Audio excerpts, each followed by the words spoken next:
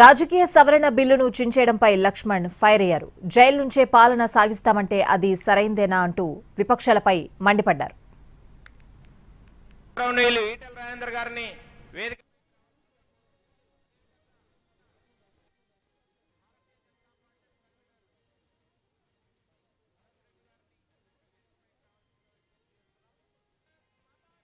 Bill తీసుకొచ్చారు.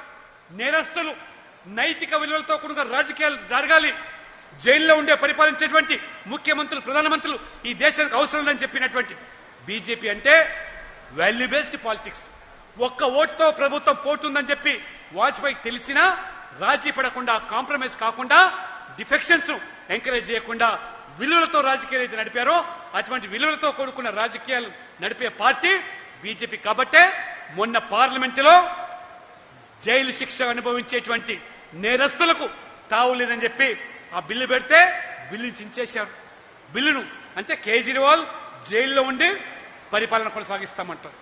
IAS ఆఫీసర్లను జైలుకు రప్పించి పరిపాలన సాగిస్తామంటే ఇది ఏ మేరకు సాంప్రదాయం అని చెప్పి